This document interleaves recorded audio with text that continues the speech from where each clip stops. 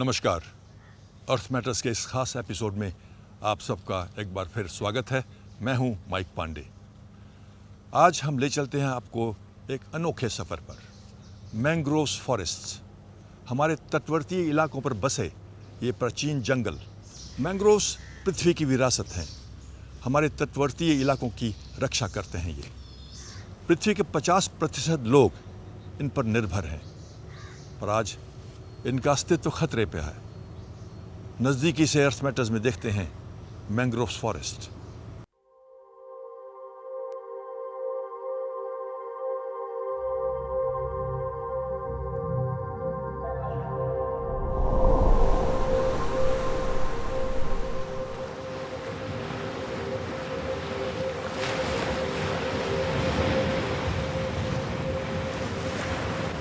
महासागर।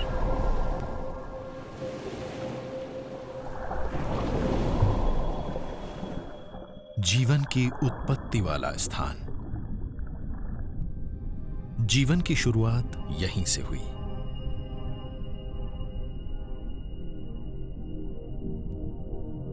सूर्य की ऊर्जा से मदद लेकर महासागर विविध और पेचीदा पर्यावासों को संचालित करते हैं।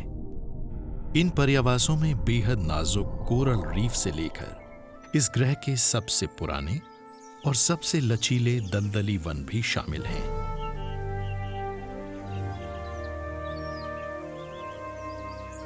ये हैं मैंग्रोव या गरान वन। ये हमारी तटरेखाओं के संरक्षक हैं।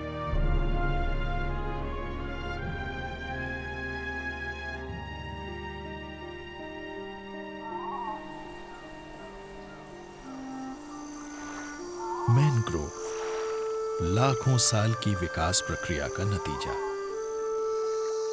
मैंग्रोव वन खारे पानी वाले ज्वारीय इलाकों के मुताबिक ढल चुके जंगल हैं और इन्हें पृथ्वी के सबसे उपजाऊ और जैव विविधता वाले दलदली वन माना जाता है।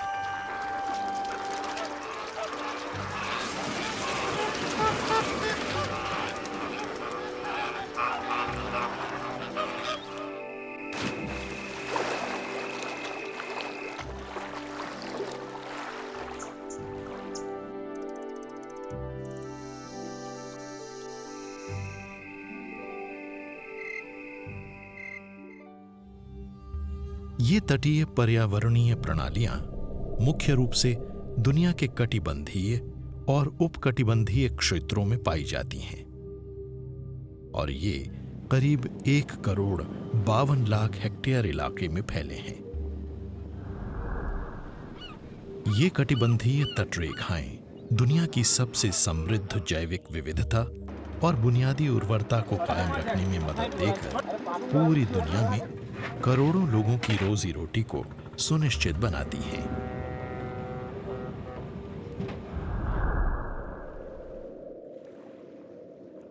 मैंग्रोव वनों की बढ़वार वहां होती है जहां समुद्र की मुलाकात जमीन से होती है और ये वहां तटीय कटाव, तूफानों और लहरों के खिलाफ एक प्राकृतिक अवरोध बनाते हैं।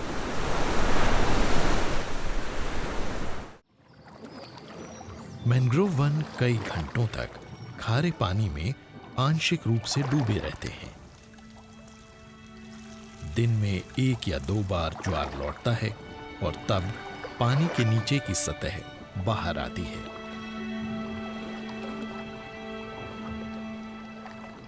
इसके साथ ही नजर आती हैं मैंग्रोव वनों की अनूठी ऊपर की ओर उठी हुई जड़ें।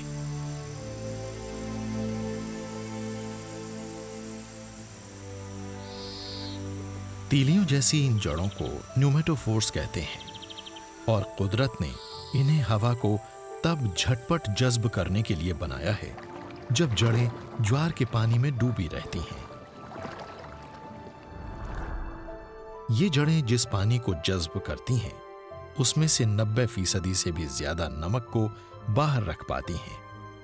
जो नमक पौधे में दाखिल हो भी जाता है वो भी बाहर निकाल दिया जाता है। कुछ मैंग्रोव प्रजातियों की पत्तियों में विशेष कोशिकाएं होती हैं जिससे पत्तियों की सतह पर नमक के क्रिस्टल उभर आते हैं, जो आखिरकार फिर समुद्र में ही गिर जाते हैं। मैंग्रोव वनों की पत्तियां भी खास तौर पर ढली हुई होती हैं। ये अपनी दिशा को बदलकर खुद को दोपहर की तीखी धूप से बचा लेती हैं। इससे इन्हें सुरक्षा मिल जाती है और भाप बनकर उड़ने वाले पानी की मात्रा भी कम हो जाती है। विशेषज्ञों के मुताबिक हर साल पूरी दुनिया में 1 करोड़ 80 लाख मीट्रिक टन से ज्यादा कार्बन को ये मैंग्रोव वन जज्ब कर लेते हैं। मैंग्रोव और कोरल रीफ एक दूसरे पर आधारित हैं।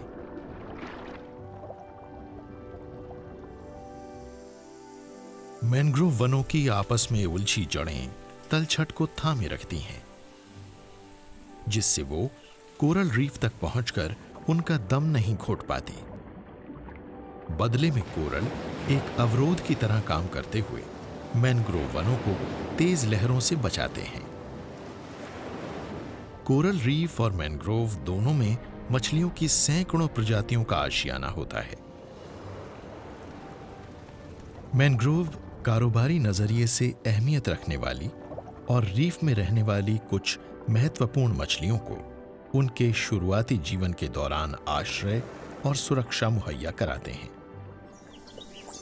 मैंग्रोव वनों की बहुत सी प्रजातियां पेड़ों से जुड़े जुड़े ही अपने बीजों को अंकुरित होने का मौका देती हैं। इससे उनके जिंदा बने रहने के मौके बेहतर हो जाते हैं। जब ये अपने बलबूते पर पनपने लायक हो जाते हैं तो ये पेड़ से गिरकर मिट्टी में गड़ जाते हैं और तब तक तैरते रहते हैं जब तक इन्हें स्थिर रहने की कोई जगह नहीं मिल जाती। ढल जाने के इन तौर तरीकों से मैंग्रोव वनों को खुद को तेजी से फैलाने और पनपने में मदद मिलती है। मैंग्रोव के डेट्रिटस और अन्य प्रोटीन से समृद्ध आहार लाखों केकड़ों, झींगों और कम उम्र मछलियों को जिंदा रखते हैं।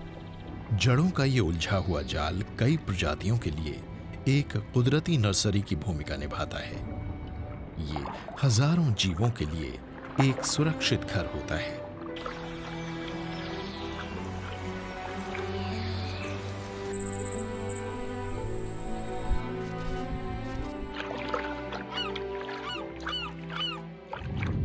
भारत की करीब 20% आबादी इन तट रेखाओं के 50 किलोमीटर के दायरे में रहती है और अपनी रोजी रोटी के लिए इन महासागरों पर निर्भर करती है।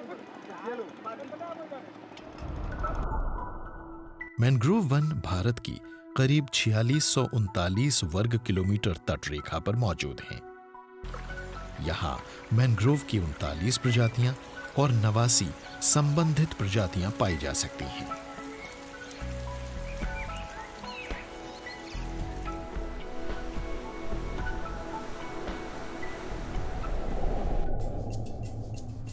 भारत के पूर्वी तट और बांग्लादेश के पश्चिमी तट पर दुनिया की सबसे विशाल मैंग्रोव वन प्रणाली मौजूद है।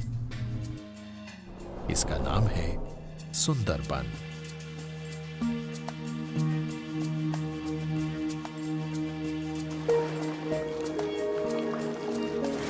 ये यूनेस्को की एक वर्ल्ड हेरिटेज साइट और एक बायोस्फीयर रिजर्व है।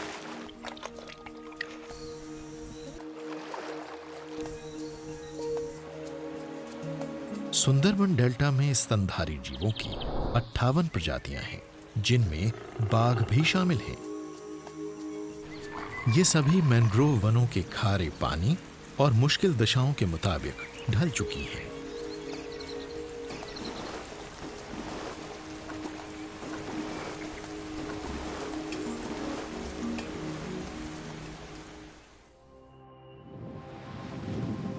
बंगाल की खाड़ी एक बेसिन की तरह काम करती है और पोषक तत्वों को इकट्ठा करती रहती है। नदी पानी डिस्चार्ज करती रहती है और मैंग्रोव वनों से आने वाले जैविक पोषक तत्व दुनिया के सबसे विशाल खारे पानी वाले क्षेत्र की रचना करते हैं, जिससे ये प्रजातियां जिंदा रह पाती हैं। और इससे हर साल करीब 20 लाख टन मछलियां मिलती हैं।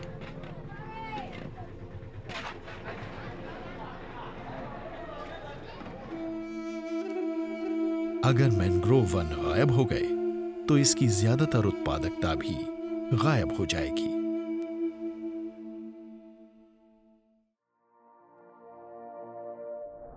सुंदरबन के मैंग्रोव वनों पर करीब 32 लाख लोग और स्थानीय समुदाय निर्भर करते हैं, जो यहां हजारों साल से रहते आए हैं।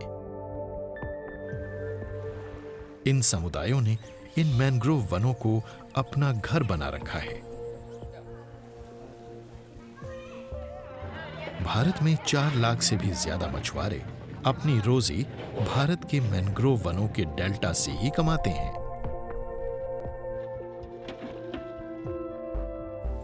सुंदरबन के मैंग्रोव वन प्राकृतिक संसाधन भी मुहैया कराते हैं। इनमें आहार, जलावन की लकड़ी, खेतों के लिए बलुआ उपजाऊ मिट्टी और शहद शामिल हैं।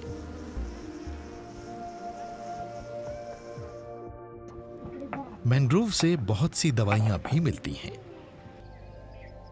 जो त्वचा और पेट की गड़बड़ियों, अल्सर तथा कैंसर की कुछ किस्मों में भी काम आती हैं। पर तटीय समुदाय आज चिंतित है। पकड़ी जाने वाली मछलियों की तादाद घटती जा रही है और कई प्रजातियां गायब हो रही हैं। तटीय और समुद्री संसाधन बड़ी तेजी से घटते जा रहे हैं।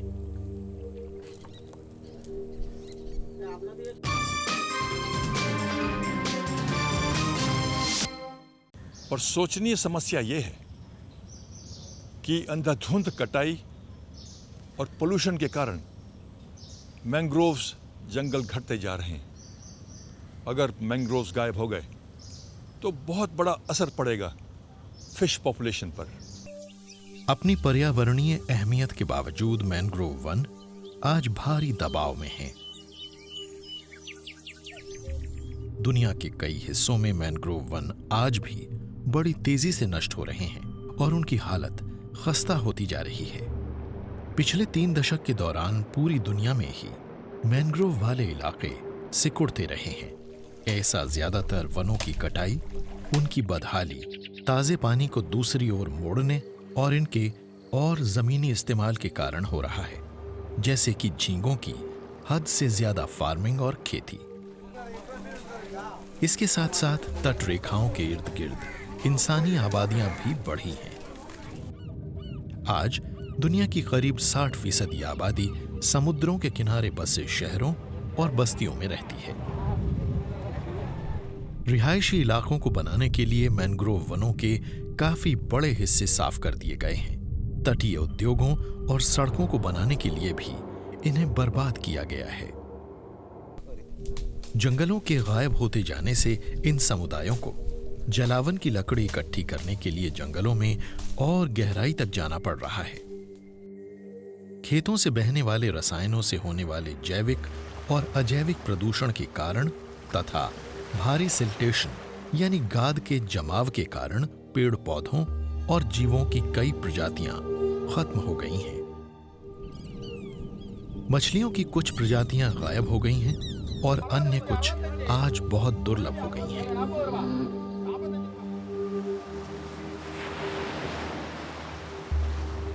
पिछले 50 साल के दौरान 40% से ज्यादा मैंग्रोव वन क्षेत्र पूरी दुनिया में गायब हो चुके हैं और इनकी क्षति साल दर साल जारी है।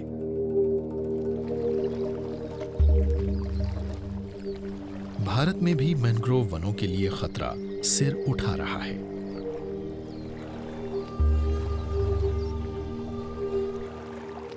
खुशकिस्मती से पिछले कुछ बरसों के दौरान सुनामी के बाद मैंग्रोव पर्यावरण प्रणाली के बारे में जागरूकता और उसकी अहमियत के बारे में समझ बढ़ती गई है, जिससे कानूनों में बदलाव आए हैं और इन कीमती और जरूरी संसाधनों का संरक्षण और इनका बेहतर प्रबंधन होने लगा है। भारत के पश्चिमी तट पर गुजरात में 90% मैंग्रोव वन कच्छ की खाड़ी के आसपास स्थित हैं, जबकि बाकी मैनग्रोव खंबात की खाड़ी में और दक्षिणी तट पर मौजूद हैं। जुम्मा भाई एक पूर्व वन रक्षक और जामनगर के वासी हैं, जो गुजरात के बड़े औद्योगिक नगरों में से एक है। उन्होंने यहाँ आते बदलावों को देखा है। पहले मैंग्रोव बहुत अच्छे थे, बहुत बड़े थे। 82 में सभी ख़त्म हो गए थे मैंग्रोव। कोई जगह क्रीक के किनारे जो थोड़े बहुत बचे थे वो थे, लेकिन ऊपर जो मड फ्लैट पे वो सब ख़त्म हो गए थे। नौलखी से लेके ओखा तक के मैंग्रोव सभी साफ़ हो गए थे।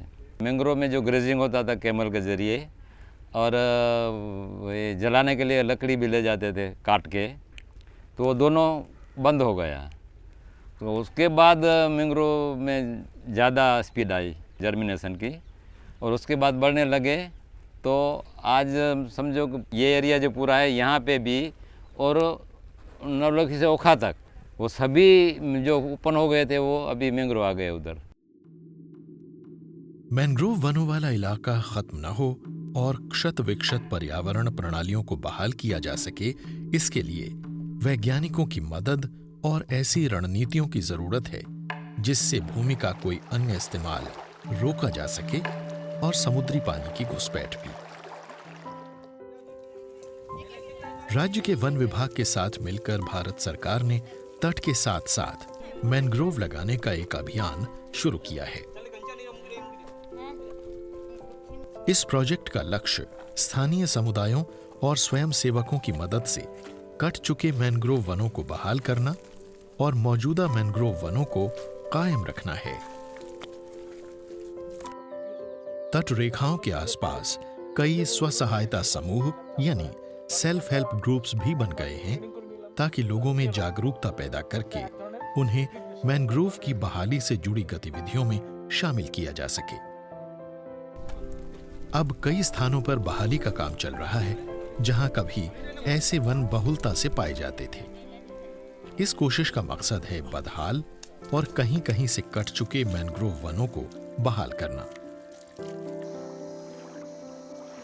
सिर्फ सुंदरबन में ही 3500 किलोमीटर से ज्यादा लंबे बदहाल तटबंधों पर वन पहले ही लगाए जा चुके हैं, ताकि मिट्टी वाले इन मैदानों और तटबंधों को स्थिर बनाया जा सके।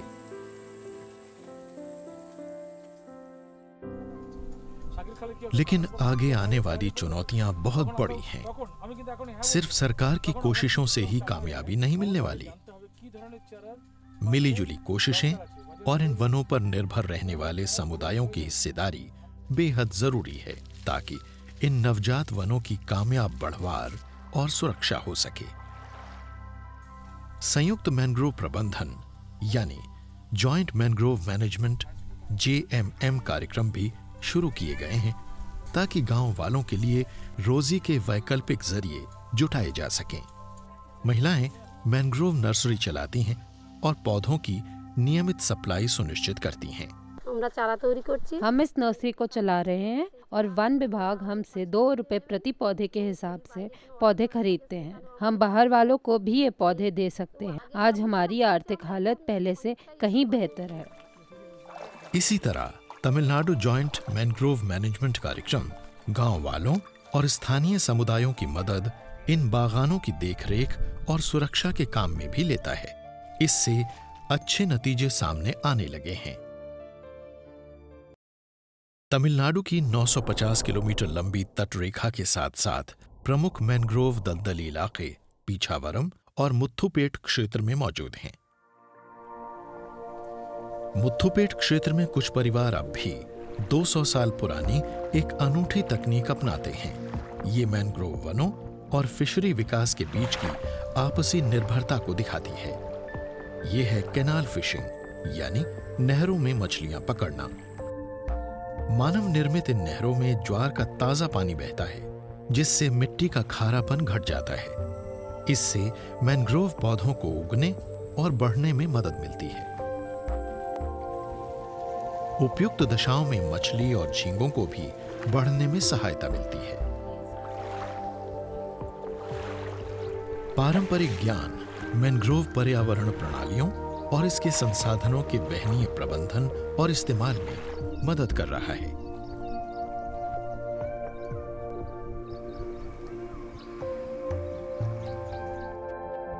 सामुदायिक हिस्सेदारी और वैज्ञानिक प्रबंधन बागवानों में अंतर ला रहा है। पिछले 20 साल के दौरान भारत के मैंग्रोव वन 4000 वर्ग किलोमीटर से बढ़कर 4600 वर्ग किलोमीटर तक पहुंच गए हैं।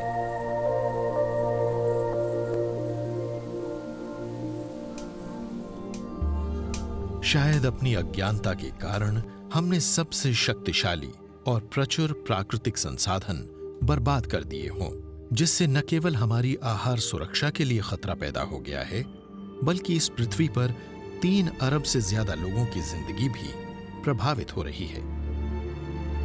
खुशकिस्मती से पृथ्वी पर हम ही एकमात्र ऐसी प्रजाति हैं जो इस नुकसान की प्रक्रिया को पलट सकती है। मैंग्रोव वनों को बहाल करने और उनकी सुरक्षा करने के सामूहिक प्रयास फौरन किए जाने चाहिए, ताकि पर्यावरण प्रणाली को फिर से सेहतमंद बनाकर इंसान और प्रकृति के बीच के संतुलन को बहाल किया जा सके।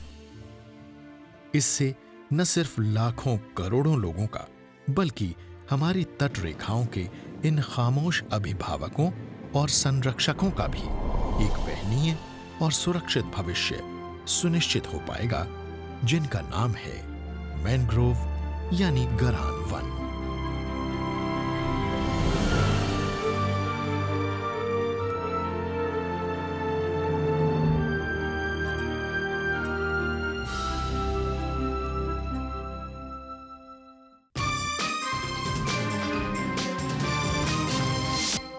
तटवर्तीय इलाकों के रक्षक मैंग्रोव्स इतने मजबूत हैं कि तेज से तेज लहरों और साइक्लोन्स तक का सामना ये करते हैं। नेचर्स बायो बैरियर, कुदरत की तरफ से बनाए गए ये रक्षक हैं हमारे तटों के, तो इनकी रक्षा करना बहुत ही ज़रूरी है। सरकार तो प्रयास कर ही रही है, पर जब तक हम मिलकर उनकी सहायता न करें, एकजुट प्रयास न करें, तो इनको बचाना असंभव हो जाएगा।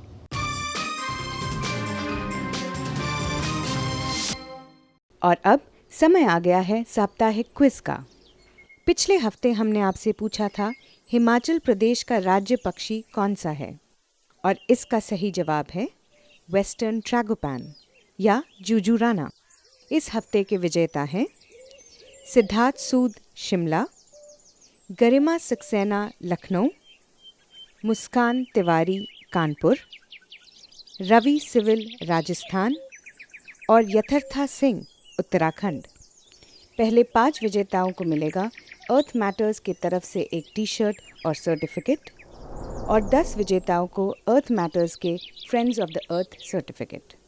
और इस हफ्ते के पृथ्वी मित्र स्पेशल सर्टिफिकेट के विजेता हैं अवनीश राव, देवेंद्र भट्ट, तवीश भूषण, आकांक्षा, स्वाति सुमन, सलमान मुफ्ती, तुषार अरोड़ा, सुमन घोष, शिल्पा आर्या और अमित शर्मा।